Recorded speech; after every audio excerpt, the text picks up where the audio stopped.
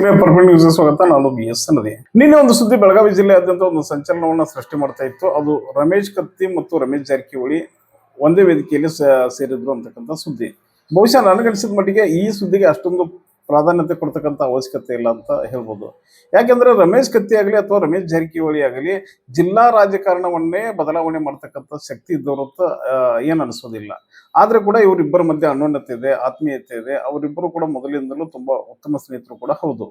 ಅದಕ್ಕೂ ಮೀರಿ ಇನ್ನೊಂದು ಮಾತು ಹೇಳ್ಬೇಕಂದ್ರೆ ಅವರಿಬ್ರು ಕೂಡ ಬಿಜೆಪಿ ಪಕ್ಷದ ಮುಖಂಡರು ಕೂಡ ಇರೋದ್ರಿಂದ ಒಂದು ಬಿಜೆಪಿ ಪಕ್ಷದ ಅಥವಾ ಒಂದು RSS ಸಂಸ್ಥೆಯ ಒಂದು ಸಭೆಯಲ್ಲಿ ಅಚಾನಕ್ ಆಗಿ ಮೀಟ್ ಆಗಿದ್ರೆ ಹೊರತಾಗಿ ಯಾವುದೇ ಪೂರ್ವಗ್ರಹ ಪೀಡಿತರಾಗಿ ಅಥವಾ ಪೂರ್ವ ತಯಾರಿ ಇಟ್ಕೊಂಡು ಅವ್ರೇನು ಅಲ್ಲಿ ಸೇರಿರ್ಲಿಲ್ಲ.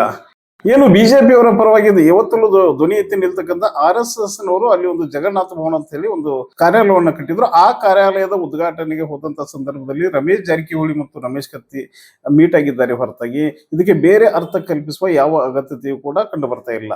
ಅಚಾನಕ್ ಆಗಿ ಮಾಧ್ಯಮಗಳು ಎದುರಾದಾಗ ರಮೇಶ್ ಕತ್ತಿ ಅವರು ಏನು ಹೇಳಿದ್ರು, ನನಗೆ ಯಮಕನಮಡಿ ಮೇಲೆ ವಿಶೇಷ ಪ್ರೀತಿ ಇದೆ, ಅದೇ ರೀತಿಯಾಗಿ ಹುಕ್ಕೇರಿ ಮತಕ್ಷೇತ್ರದಲ್ಲಿಯೂ ಕೂಡ ನಾನು ಈಗಾಗಲೇ ಹಿಡಿತವನ್ನ ಸಾಧಿಸಿದ್ದೇನೆ ಅಂತಕ್ಕಂಥ ಮಾತನ್ನ ಹೇಳಿದ್ರು. ಅದು ರಾಜಕೀಯ ಲೆಕ್ಕಾಚಾರದಲ್ಲಿ ಏನೇ ಇದ್ರೂ ಕೂಡ ಮುಂಬರುವ ದಿನಗಳಲ್ಲಿ ರಾಜಕೀಯ ಲೆಕ್ಕಾಚಾರ ಬೇರೆನೇ ಆಗಿರ್ತದೆ. ಸದ್ಯಕ್ಕೆ ರಮೇಶ್ ಜಾರಕಿಹೊಳಿ ಮತ್ತು ರಮೇಶ್ ಕತ್ತಿ ಇಬ್ರು ಒಂದೇ ಕಡೆ ಸೇರೋದ್ರಿಂದ ಜಿಲ್ಲಾ ರಾಜಕಾರಣದಲ್ಲಿ ಏನಂತ ದೊಡ್ಡ ಅಲ್ಲೋಲ ಕಲ್ಲೋಲ ಇರೋದಿಲ್ಲ. ಮುಂದೆ ಬರತಕ್ಕಂಥ ಚುನಾವಣೆಗೆ ಇನ್ನೂ 2 ವರ್ಷಗಳ ಸಮಯ ಇರೋದ್ರಿಂದ ಆ 2 ವರ್ಷಗಳಲ್ಲಿ ರಾಜಕೀಯ ಲೆಕ್ಕಾಚಾರಗಳು ಬೇರೆನೇ ಆಗಿರ್ತದೆ. ಅದರಲ್ಲಿಯೂ ಮುಖ್ಯವಾಗಿ ಜಾರಕಿಹೊಳಿ ಮನೆತನದವರು ಹೇಳಿಯುವ ರಾಜಕೀಯ ತಂತ್ರ ಇಡೀ ರಾಜ್ಯದ ರಾಜಕಾರಣವನ್ನೇ ಬದಲಾವಣೆ ಮಾಡ್ತಕ್ಕಂಥ ಶಕ್ತಿ ಇರ್ತಕ್ಕಂಥ ಒಂದು ತಂತ್ರವನ್ನು ಅವ್ರು ಹೇಳಿದ್ದಾರೆ. ಹೀಗಿರುವಾಗ ರಮೇಶ್ ಕತ್ತಿ ಮತ್ತು ರಮೇಶ್ ಜಾರಕಿಹೊಳಿ ಅಚಾನಕ್ ಆಗಿ ಸೇರಿದ್ದನ್ನೇ ಇಡೀ ಜಿಲ್ಲೆಯಲ್ಲಿ ಹೈಲೈಟ್ಸ್ ಮಾಡಿಕೊಂಡು ರಾಜಕಾರಣದಲ್ಲಿ ಏನೋ ಒಂದು ಬದಲಾವಣೆ ಆಗ್ತದೆ ಅಂತಕ್ಕಂಥ ಒಂದು ಭ್ರಮೆ ಇದೆಯಲ್ಲ, ಆ ಭ್ರಮೆ ನನಗನ್ಸಿದ ಮಟ್ಟಿಗೆ ಇವತ್ತು ವರ್ಕೌಟ್ ಆಗೋದಿಲ್ಲ. ಯಾಕಂದ್ರೆ ಜಾರಕಿಹೊಳಿ ಮನೆತನದವರು ತಮ್ಮ ಮನೆತನದ ವಿಷಯಕ್ಕೆ ಬಂದಾಗ ಅವರೆಲ್ಲರೂ ಕೂಡ ಒಟ್ಟಿಗೆ ಸೇರ್ತಾರೆ. ಅದೇ ರೀತಿಯಾಗಿ ರಮೇಶ್ ಕತ್ತಿ ಕಳೆದ 1-1.5 ವರ್ಷಗಳಿಂದ ಸತೀಶ್ ಜಾರಕಿಹೊಳಿ ಅವರನ್ನೇ ಟಾರ್ಗೆಟ್ ಮಾಡಿಕೊಂಡು ಎಲ್ಲ ಕಡೆ ಹೋಗ್ತಾ ಇರೋದು ತಮ್ಮೆಲ್ಲರಿಗೂ ಈಗಾಗಲೇ ಗೊತ್ತಿರ್ತಕ್ಕಂಥ ವಿಷಯ. ವಿಧಾನಸಭೆ ಚುನಾವಣೆಯಲ್ಲಿ ಏನು ಸತೀಶ್ ಜಾರಕಿಹೊಳಿ ಸ್ಪರ್ಧೆ ಮಾಡ್ತಾರೆ ಯಮಕನಮಡಿ ವಿಧಾನಸಭಾ ಮತಕ್ಷೇತ್ರದಿಂದ, ಆ ಸಂದರ್ಭದಲ್ಲಿ ಸತೀಶ್ ಜಾರಕಿಹೊಳಿ ಅವರನ್ನ ಕಟ್ಟಿ ಹಾಕ್ತಕ್ಕಂಥ ರಣತಂತ್ರವನ್ನ ಸತೀಶ್ ಜಾರಕಿಹೊಳಿ ವಿರೋಧಿ ಬಣದವರು ಹೆಣಿತಾ ಇದ್ದಾರೆ. ಯಾಕೆಂದ್ರೆ 2028ಕ್ಕೆ ನಾನು ಮುಖ್ಯಮಂತ್ರಿ ಆಗ್ತೀನಿ ಅಂತಕ್ಕಂಥ ಮಾತುಗಳನ್ನ ಆಡಿರ್ತಕ್ಕಂಥ ಸತೀಶ್ ಜಾರಕಿಹೊಳಿಗೆ ಪೊಲಿಟಿಕಲಿ ಡಿಸ್ಟರ್ಬೆನ್ಸ್ ಮಾಡಬೇಕು ಎಂಬ ಲೆಕ್ಕಾಚಾರದಲ್ಲಿ ಜಿಲ್ಲಾ ಮಟ್ಟದಲ್ಲಿ ಪಕ್ಷಾತೀತವಾಗಿ ಎಲ್ಲರೂ ಕೂಡ ಅವರನ್ನ ವಿರೋಧ ಮಾಡ್ತಾ ಇದ್ದಾರೆ. ಆದ್ರೆ ಮೊದಲೇ ರಾಜಕೀಯ ಚಾಣಾಕ್ಷತನವನ್ನು ಹೊಂದಿರತಕ್ಕಂಥ ಸತೀಶ್ ಜಾರಕಿಹೊಳಿ ಯಾವ ಸಂದರ್ಭದಲ್ಲಿ ಯಾರಿಗೆ ಯಾವ ರೀತಿಯಾಗಿ ರಾಜಕೀಯ ಹೊಡೆತವನ್ನು ಕೊಡ್ಬೇಕಂತಕ್ಕಂಥ ವಿಷಯವನ್ನ ಬಹಳ ಸೂಕ್ಷ್ಮವಾಗಿ ಬಲ್ಲವರಾಗಿದ್ದಾರೆ. ಅದೇ ರೀತಿಯಾಗಿ ಯಮಕನಮಡಿ ವಿಧಾನಸಭಾ ಮತಕ್ಷೇತ್ರದ ಕಾರ್ಯಕರ್ತರಾಗ್ಲಿ ಅಥವಾ ಪಕ್ಷದ ಮುಖಂಡರಾಗ್ಲಿ ಸತೀಶ್ ಜಾರಕಿಹೊಳಿ ಅವರನ್ನ ಈ ರಾಜ್ಯದ ಮುಖ್ಯಮಂತ್ರಿಯನ್ನಾಗಿ ನಾವು ಮಾಡ್ತೀವಿ ಅಂತಕ್ಕಂಥ ಹಠ ಮತ್ತು ದಿಟ್ಟ ನಿರ್ಧಾರ ತೆಗೆದುಕೊಂಡಿರೋದ್ರಿಂದ ಬರ್ತಕ್ಕಂಥ 2028ರ ವಿಧಾನಸಭಾ ಚುನಾವಣೆ ಯಮಕನಮಡಿ ಮತಕ್ಷೇತ್ರದಲ್ಲಿ ಯಾವುದೇ ಬದಲಾವಣೆ ಆಗೋದಕ್ಕೆ ಸಾಧ್ಯವೇ ಇಲ್ಲ. ಒಂದು ಲೆಕ್ಕಾಚಾರದ ಪ್ರಕಾರ ಹೇಳ್ಬೇಕಂತಂದ್ರೆ ಬರ್ತಕ್ಕಂಥ ಚುನಾವಣೆಯಲ್ಲಿ ಯಮಕನಮಡಿ ಮತಕ್ಷೇತ್ರದಿಂದ ಕೇವಲ ಬೆಳಗಾವಿ ಜಿಲ್ಲೆಯ ಬಿಜೆಪಿ ಮುಖಂಡರು ಅಥವಾ ಸತೀಶ್ ಜಾರಕಿಹೊಳಿ ಅವರನ್ನ ವಿರೋಧಿಸುವ ನಾಯಕರು ವಿರೋಧ ಮಾಡಿದ ತಕ್ಷಣ ಸತೀಶ್ ಜಾರಕಿಹೊಳಿ ಎಲ್ಲೋ ಸೋಲ್ತಾರೆ ಅಂತಕ್ಕಂಥ ಭ್ರಮೆಯನ್ನು ಹುಟ್ಟಾಕಿದ್ದಾರೆ. ಆ ಭ್ರಮೆ ಯಾವತ್ತೂ ವರ್ಕೌಟ್ ಆಗೋದಿಲ್ಲ. ಬೇಕಿದ್ರೆ ಇಡೀ ಬಿಜೆಪಿ ಹೈಕಮಾಂಡವೇ ಯಮಕನಮಡಿಗೆ ಬಂದು ನಿಂತು ಸತೀಶ್ ಜಾರಕಿಹೊಳಿಯ ವಿರುದ್ಧ ಪ್ರಚಾರ ಮಾಡಿದ್ರು ಕೂಡ ಬಿಜೆಪಿ ಅಭ್ಯರ್ಥಿಯಲ್ಲಿ ಖಂಡಿತ ಗೆಲ್ಲೋದಿಲ್ಲ. ಹಾಗೇನೆ ಬಿಜೆಪಿಯ ಅಭ್ಯರ್ಥಿಯ ಡಿಪಾಸಿಟ್ ಜಪ್ತ್ ಆದ್ರೂ ಕೂಡ ಆಶ್ಚರ್ಯ ಪಡ್ತಕ್ಕಂಥ ವಿಷಯ ಅಲ್ಲ. ಯಾಕಂದ್ರೆ ಬೆಳಗಾವಿ ಜಿಲ್ಲೆಯಿಂದ ಮುಖ್ಯಮಂತ್ರಿ ಆಗ್ತಕ್ಕಂಥ ಅರ್ಹತೆ ಮತ್ತು ಯೋಗ್ಯತೆ ಸದ್ಯದ ಮಟ್ಟಿಗೆ ಇರೋದು ಸತೀಶ್ ಜಾರಕಿಹೊಳಿಗೆ ಮಾತ್ರ. ಹೀಗಾಗಿ ಬೆಳಗಾವಿ ಜಿಲ್ಲೆಯ ಜನತೆ, ಅದರಲ್ಲಿಯೂ ಮುಖ್ಯವಾಗಿ ಯಮಕನಮಡಿ ವಿಧಾನಸಭಾ ಮತಕ್ಷೇತ್ರದ ಜನತೆ ತಮ್ಮ ಕ್ಷೇತ್ರದ ಒಬ್ಬ ಶಾಸಕ ಈ ರಾಜ್ಯದ ಮುಖ್ಯಮಂತ್ರಿ ಆಗೋದಕ್ಕೆ ಹೊರಟಿದ್ದಾರೆ ಅಂದ ಮೇಲೆ ನಾವು ಯಾಕೆ ವಿರೋಧ ಮಾಡ್ತೀವಿ ಅಂತಕ್ಕಂಥ ಭಾವನೆಯನ್ನ ಈಗಾಗಲೇ ಅವ್ರ ಜನರ ಮುಂದೆ ಮಾತಾಡ್ತಾ ಇದ್ದಾರೆ.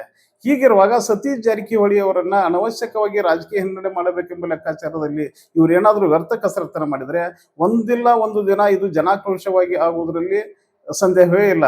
ಯಾಕೆಂದ್ರೆ ಸತೀಶ್ ಜಾರಕಿಹೊಳಿನ ಕಳೆದ 20 ವರ್ಷಗಳಿಂದ ನೋಡ್ಕೊಂಡು ಬಂದವರಿಗೆ ಆತ ಒಬ್ಬ ಪ್ರಜ್ಞಾವಂತ ರಾಜಕಾರಣಿ, ಬುದ್ಧಿವಂತ ರಾಜಕಾರಣಿ, ಅಭಿವೃದ್ಧಿಯ ಹರಿಕಾರ ಅಂತಕ್ಕಂಥ ವಿಷಯ ಇಡೀ ಜಿಲ್ಲೆಯ ಜನತೆಗೆ ಗೊತ್ತಿರ್ತಕ್ಕಂಥ ವಿಷಯ. ಜಾತಿಯನ್ನೇ ಕೇವಲ ಮಾನದಂಡವನ್ನಾಗಿ ಮಾಡಿಕೊಂಡು ನೀವು ಒಬ್ಬ ದಲಿತ ನಾಯಕನಿಗೆ ಅಥವಾ ಹಿಂದುಳಿದ ವರ್ಗದ ಒಬ್ಬ ನಾಯಕನ ತುಳಿಯುವಂತ ಒಂದು ಪ್ರಯತ್ನ ಏನ್ ಮಾಡ್ತಾ ಇದ್ದೀರಿ, ಮುಂದೊಂದು ದಿನ ಖಂಡಿತವಾಗಿಯೂ ಇದು ನಿಮಗೆ ತಿರುಗುಬಾಣ ಆಗೋದ್ರಲ್ಲಿ ಎರಡು ಮಾತಿಲ್ಲ. ಹಾಗೇನೆ ಯಮಕನಮಡಿ ವಿಧಾನಸಭಾ ಮತಕ್ಷೇತ್ರದ ಪ್ರಜ್ಞಾವಂತ ಮತ್ತು ಬುದ್ಧಿವಂತ ಮತದಾರರು ಕೂಡ ತಮ್ಮ ನಾಯಕನನ್ನು ಅಷ್ಟು ಸಲೀಸಾಗಿ ಬಿಟ್ಟುಕೊಡೋದಿಲ್ಲ ಅಂತಕ್ಕಂಥ ಮಾತುಗಳು ಕೂಡ ಯಮಕನಮಡಿ ವಿಧಾನಸಭಾ ಮತಕ್ಷೇತ್ರದಲ್ಲಿ ಕೇಳಿ ಬರ್ತಾ ಇದೆ. ಹಾಗೆ ನೋಡಿದರೆ 2018ರ ವಿಧಾನಸಭಾ ಮತಕ್ಷೇತ್ರದಲ್ಲಿ ಇಡೀ ರಾಜ್ಯವೇ ತಿರುಗಿ ನೋಡುವಂತ ಒಂದು ಸಾಧನೆಯನ್ನ ಏನ್ ಮಾಡಿದ್ರು ಮಾರುತಿ ಅಷ್ಟಿಗೆ. ಆ ಮಾರುತಿ ಅಷ್ಟಿಗೆಯ ಸೋಲಿಗೆ ನಿಜವಾದ ಕಾರಣರಾದವರು ಇದೇ ಬಿಜೆಪಿ ಮುಖಂಡರು. ಆವಾಗ ಏನಾದರೂ ಮಾರುತಿ ಅಷ್ಟಿಗೆ ಪರವಾಗಿ ಪ್ರಾಮಾಣಿಕವಾಗಿ ಇವರು ಕೆಲಸವನ್ನ ಮಾಡಿದ್ರೆ ಅದೇ ಸಂದರ್ಭದಲ್ಲಿ ಸತೀಶ್ ಜಾರಕಿಹೊಳಿ ಅವರು ಹಿನ್ನಡೆಯನ್ನು ಅನುಭವಿಸ್ತಾ ಇದ್ರು. ಆದ್ರೆ ಒಳಗಿನ ಒಂದು ರಾಜಕಾರಣದ ಲೆಕ್ಕಾಚಾರವನ್ನು ಇಟ್ಕೊಂಡು ಮಾರುತಿ ಅಷ್ಟಿಗೆ ಮೋಸ ಮಾಡಿ ಕೈ ಕೊಟ್ಟವರು ಇದೇ ಬಿಜೆಪಿ ಪಕ್ಷದ ಮುಖಂಡರು. ಅದನ್ನ ಇವತ್ತಿಗೂ ಕೂಡ ಮಾರುತಿ ಅಷ್ಟಿಗೆ ಮರ್ತಿಲ್ಲ ಅಂತ ಹೇಳ್ಬೋದು. ಯಾಕೆಂದ್ರೆ ಮಾರುತಿ ಅಷ್ಟಿಗೆ ಕೂಡ ಸತೀಶ್ ಜಾರಕಿಹೊಳಿಯ ವಿರುದ್ಧ ಏನು ಸ್ಪರ್ಧೆ ಮಾಡ್ತಾ ಇದ್ದಾರೆ, ಇಬ್ಬರು ಕೂಡ ವಾಲ್ಮೀಕಿ ಸಮಾಜದ ಮುಖಂಡರು ಇರೋದ್ರಿಂದ ವಾಲ್ಮೀಕಿ ಸಮಾಜದವರು ಇಬ್ಬರನ್ನು ಕಂಪೇರ್ ಮಾಡಿದಾಗ ಮುಂದಿನ ದಿನಗಳಲ್ಲಿ ರಾಜ್ಯವನ್ನ ಆಳತಕ್ಕಂಥ ಸಾಮರ್ಥ್ಯ ಇರೋದು ಸತೀಶ್ ಜಾರಕಿಹೊಳಿಗೆ ಅಂತಕ್ಕಂಥ ಏನಾದ್ರೂ ತೀರ್ಮಾನ ತೆಗೆದುಕೊಂಡ್ರೆ ಖಂಡಿತವಾಗಿಯೂ ಅದು ಸತೀಶ್ ಜಾರಕಿಹೊಳಿ ಅವರಿಗೆ ವರದಾನ ಆಗೋದ್ರಲ್ಲಿ ಎರಡು ಮಾತಿಲ್ಲ. ಬೆಳಗಾವಿ ಜಿಲ್ಲೆಯ ರಾಜಕಾರಣ ನಡೀತಾ ಇದೆ, ಅದು ಸತೀಶ್ ಜಾರಕಿಹೊಳಿ ಅವರನ್ನ ಕೇಂದ್ರವನ್ನಾಗಿಟ್ಕೊಂಡು ರಾಜಕಾರಣ ನಡೀತಾ ಇದೆ ಹೊರತಾಗಿ ಅಭಿವೃದ್ಧಿಯ ವಿಷಯಕ್ಕಾಗಿ ಯಾರು ಕೂಡ ಇಲ್ಲಿ ಧ್ವನಿ ಎತ್ತಿ ಮಾತಾಡ್ತಾ ಇಲ್ಲ. ಏನೇ ಇದ್ರು ಕೂಡ ಸತೀಶ್ ಜಾರಕಿಹೊಳಿ ಅವರನ್ನ ಕಟ್ಟುವ ಮೂಲಕ ಜಾರಕಿಹೊಳಿ ಮನೆತನಕ್ಕೆ ರಾಜಕೀಯ ಹಿನ್ನಡೆ ಮಾಡತಕ್ಕಂಥ ಪ್ರಯತ್ನವನ್ನ ಎಲ್ಲ ಸಮಾಜದ ಮತ್ತು ಎಲ್ಲ ಪಕ್ಷದ ಮುಖಂಡರು ಮಾಡ್ತಾ ಇದ್ದಾರೆ. ಆದ್ರೆ ಈ ಎಲ್ಲ ಸವಾಲುಗಳನ್ನ ಮೀರಿ ನಿಲ್ಲುವ ಸಾಮರ್ಥ್ಯವನ್ನು ಹೊಂದಿರತಕ್ಕಂಥ ಸತೀಶ್ ಜಾರಕಿಹೊಳಿ ಎಲ್ಲಿಯೂ ಕೂಡ ಮಾತನಾಡಿ ನಾನು ಹಾಗೆ ಮಾಡ್ತೀನಿ ಹೀಗೆ ಮಾಡ್ತೀನಿ ಅಂತ ಹೇಳೋದಿಲ್ಲ. ಏನೇ ಮಾಡಿದ್ರು ಕೂಡ ಅದು ಗಟ್ಟಿ ತೀರ್ಮಾನದ ಮೂಲಕ ತೆಗೆದುಕೊಳ್ಳುತ್ತಾರೆ ಹೊರತಾಗಿ ಬೇರೆ ರಾಜಕಾರಣಿಗಳ ತರ ಬಾಯಿ ಮಾತಿನಿಂದ ಅಥವಾ ಬಾಯಿ ಚಪಲಕ್ಕಾಗಿ ಮಾತನಾಡಿ ರಾಜಕೀಯ ಹಿನ್ನಡೆಯನ್ನ ಸ್ವಯಂ ಅಥವಾ ಅನುಭವಿಸೋದಕ್ಕೆ ಸಿದ್ಧರು ಕೂಡ ಇಲ್ಲ. ಇಲ್ಲಿ ಮುಖ್ಯವಾಗಿ ನಾವು ಏನು ಪ್ರಸ್ತಾಪ ಮಾಡ್ತಾ ಇದ್ದೀವಿ ಅಂತಂದ್ರೆ ರಮೇಶ್ ಜಾರಕಿಹೊಳಿ ಮತ್ತು ರಮೇಶ್ ಕತ್ತಿ ಇಬ್ಬರು ಕೂಡ ಆತ್ಮೀಯ ಸ್ನೇಹಿತರು ಅನ್ನೋದು ಇಡೀ ಜಿಲ್ಲೆಗೆ ಗೊತ್ತಿರತಕ್ಕಂಥ ವಿಷಯ. ಆದ್ರೆ ಈ ರಾಜಕಾರಣಿಗಳಿಗೆ ಒಂದು ನೆಪ ಇರ್ತದೆ, ಅಚಾನಕ್ ಆಗಿ ಸೇರಿದ್ರು ಕೂಡ ಅದು ಏನೋ ರಾಜಕೀಯ ಬದಲಾವಣೆಗೆ ನಾವು ಬಳಸ್ಕೊಳ್ತಾ ಇದ್ದೀವಿ ಅಂತಕ್ಕಂಥ ಸಂದೇಶವನ್ನ ಜನರಿಗೆ ಬಿಟ್ಟುಕೊಡ್ತಾರೆ. ಆ ಜನ ಕೂಡ ಅದನ್ನೇ ನಂಬ್ತಾರೆ.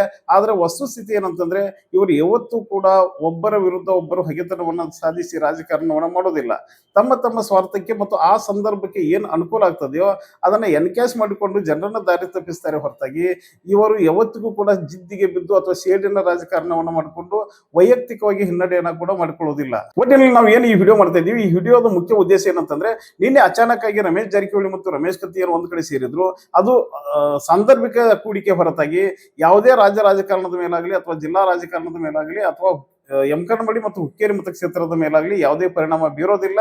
ಅವರು ಅಚಾನಕ್ ಆಗಿ ಸೇರಿದ್ರು, ಅದನ್ನೇ ರಾಜಕೀಯವಾಗಿ ಬಳಸಿಕೊಂಡು ತಾವು ಚಲಾವಣೆಯಲ್ಲಿ ಇರ್ಬೇಕಂತ ಹೇಳಿ ವಿಡಿಯೋಗಳನ್ನ ಮಾಡಿ ಹೊರಬಿಟ್ಟಿದ್ದಾರೆ ಹೊರತಾಗಿ ಇದರಿಂದ ರಾಜ್ಯ ರಾಜಕಾರಣದ ಮೇಲೆ ಖಂಡಿತವಾಗಿಯೂ ಯಾವುದೇ ಪ್ರಭಾವ ಬೀರೋದಿಲ್ಲ. ಏನೇ ಆಗಲಿ ರಾಜ್ಯ ರಾಜಕಾರಣದ ಮೇಲೆ ಯಾವ ರೀತಿಯಾಗಿ ನಿಯಂತ್ರಣ ಹೊಂದೋದಕ್ಕೆ ಇವರು ಏನು ಪ್ರಯತ್ನವನ್ನ ಮಾಡ್ತಾ ಇದ್ದಾರೆ ಅಥವಾ ಇವರಿಬ್ಬರ ಭೇಟಿ ರಾಜ್ಯ ರಾಜಕಾರಣದ ಮೇಲೆ ಏನು ಪರಿಣಾಮ ಬೀರ್ತದೆ ಅನ್ನೋದು ಇನ್ನೂ ಜನರಿಗೆ ಗೊತ್ತಾಗಬೇಕಾದ್ರೆ 2 ವರ್ಷಗಳ ಕಾಲ ಅನಿವಾರ್ಯವಾಗಿ ನಾವು ವೇಟ್ ಮಾಡ್ಲೇಬೇಕಾಗ್ತದೆ ಅಂತ ಹೇಳ್ತಾ ಈ ವಿಡಿಯೋನ ಇಲ್ಲಿ ಮುಗಿಸ್ತಾ ಇದ್ದೀವಿ. ಭಗವಂತ ತಮ್ಮೆಲ್ಲರಿಗೂ ಒಳ್ಳೆಯದನ್ನ ಮಾಡಲಿ.